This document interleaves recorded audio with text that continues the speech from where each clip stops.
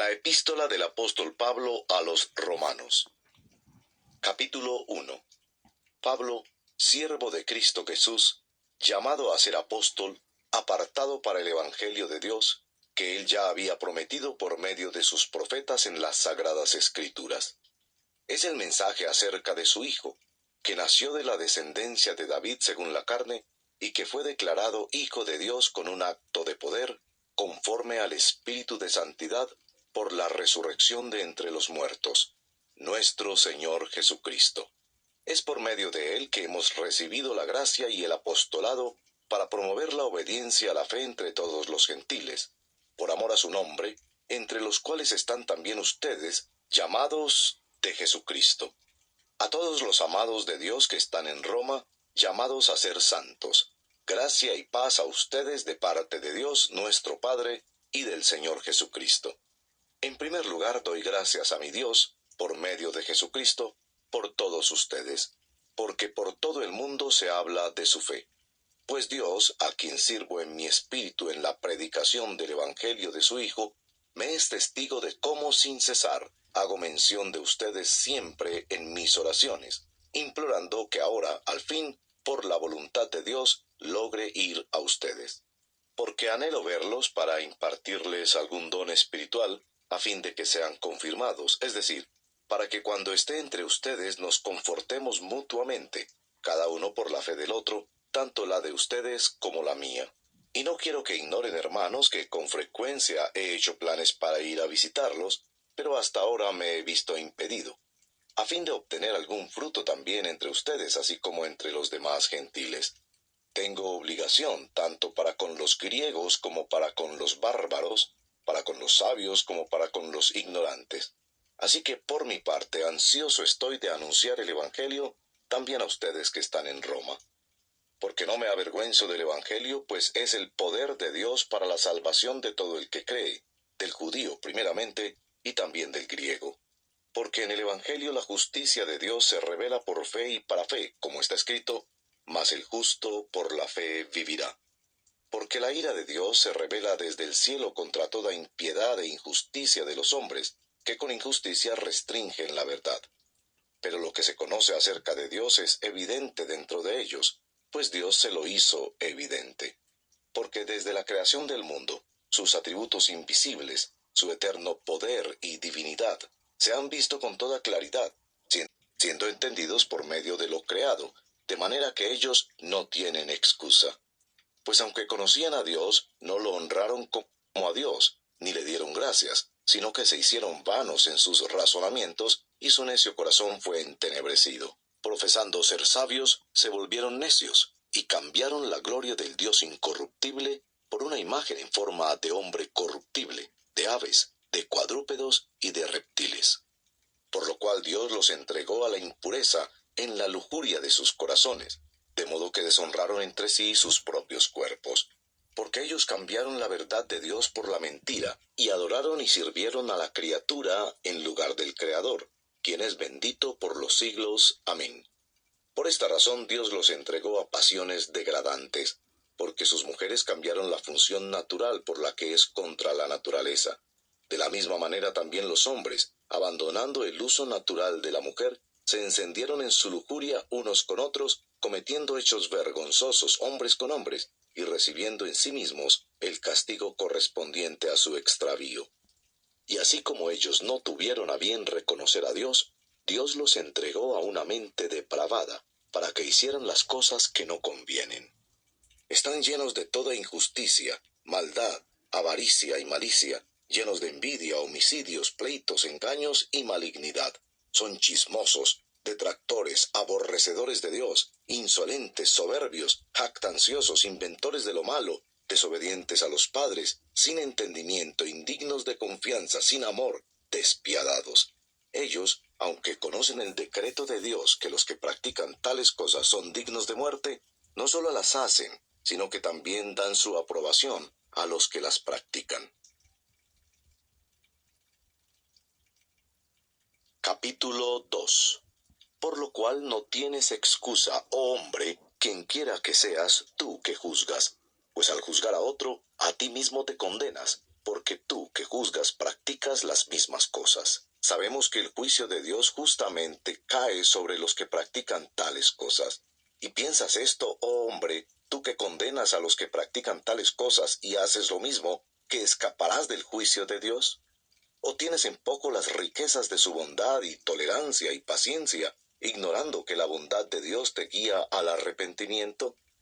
Pero por causa de tu terquedad y de tu corazón no arrepentido, estás acumulando ira para ti en el día de la ira y de la revelación del justo juicio de Dios. Él pagará a cada uno conforme a sus obras. A los que por la perseverancia en hacer el bien buscan gloria, honor e inmortalidad, vida eterna. Pero a los que son ambiciosos y no obedecen a la verdad, sino que obedecen a la injusticia, ira e indignación. Habrá tribulación y angustia para toda alma humana que hace lo malo, del judío primeramente y también del griego, pero gloria y honor y paz para todo el que hace lo bueno, al judío primeramente y también al griego. Porque en Dios no hay acepción de personas, pues todos los que han pecado sin la ley también perecerán. Y todos los que han pecado bajo la ley, por la ley serán juzgados. Porque no son los oidores de la ley los justos ante Dios, sino los que cumplen la ley. Esos serán justificados. Porque cuando los gentiles que no tienen la ley, cumplen por instinto los dictados de la ley, ellos, no teniendo la ley, son una ley para sí mismos. Porque muestran la obra de la ley escrita en sus corazones, su conciencia dando testimonio, y sus pensamientos acusándolos unas veces y otras defendiéndolos, el día en que, según mi evangelio, Dios juzgará los secretos de los hombres mediante Cristo Jesús. Pero si tú, que llevas el nombre de judío y te apoyas en la ley, que te glorías en Dios y conoces su voluntad, que apruebas las cosas que son esenciales siendo instruido por la ley, y te confías en que eres guía de los ciegos, luz de los que están en tinieblas, instructor de los necios, maestro de los faltos de madurez, que tienes en la ley la expresión misma del conocimiento y de la verdad. Tú pues, que enseñas a otro, ¿no te enseñas a ti mismo? Tú que predicas que no se debe robar, ¿robas? Tú que dices que no se debe cometer adulterio, ¿adulteras? Tú que abominas a los ídolos, ¿saqueas templos? Tú que te jactas de la ley, violando la ley, ¿deshonras a Dios? Porque tal como está escrito, el nombre de Dios es blasfemado entre los gentiles por causa de ustedes. Pues ciertamente la circuncisión es de valor si tú practicas la ley. Pero si eres transgresor de la ley, tu circuncisión se ha vuelto incircuncisión. Por tanto, si el incircunciso cumple los requisitos de la ley, ¿no se considerará su incircuncisión como circuncisión? Y si el que es físicamente incircunciso guarda la ley, ¿no te juzgará a ti, que aunque tienes la letra de la ley y eres circuncidado, eres transgresor de la ley?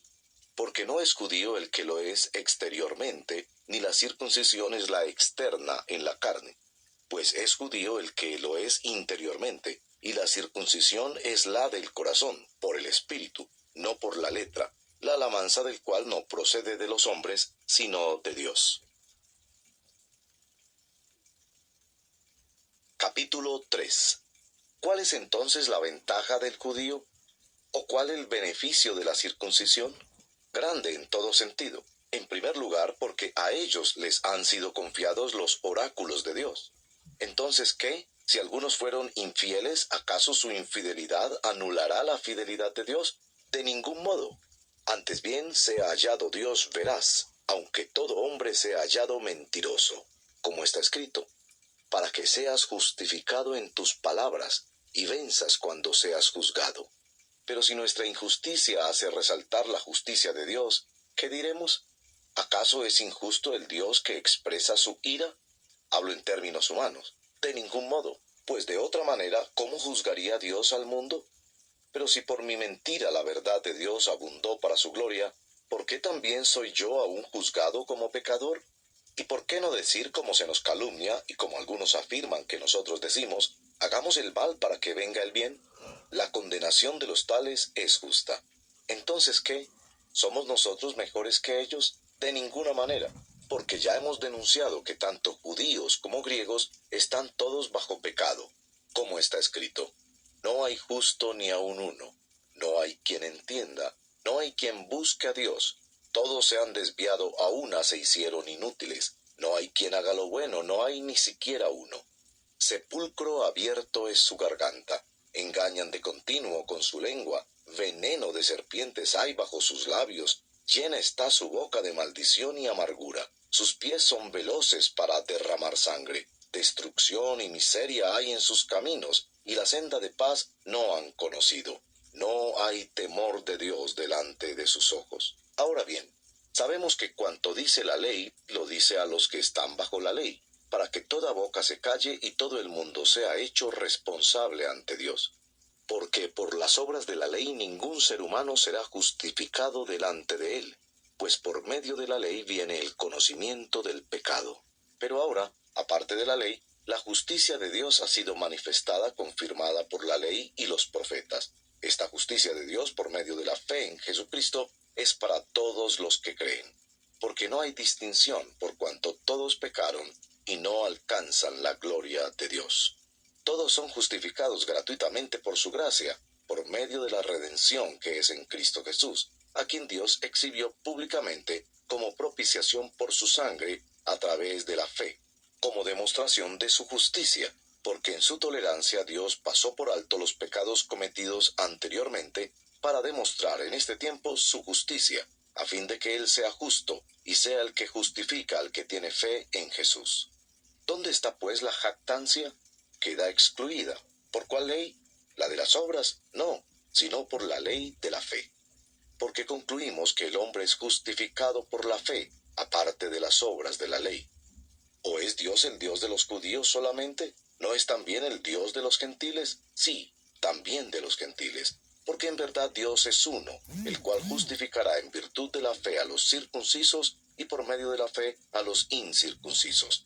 ¿Anulamos entonces la ley por medio de la fe? De ningún modo, al contrario, confirmamos la ley.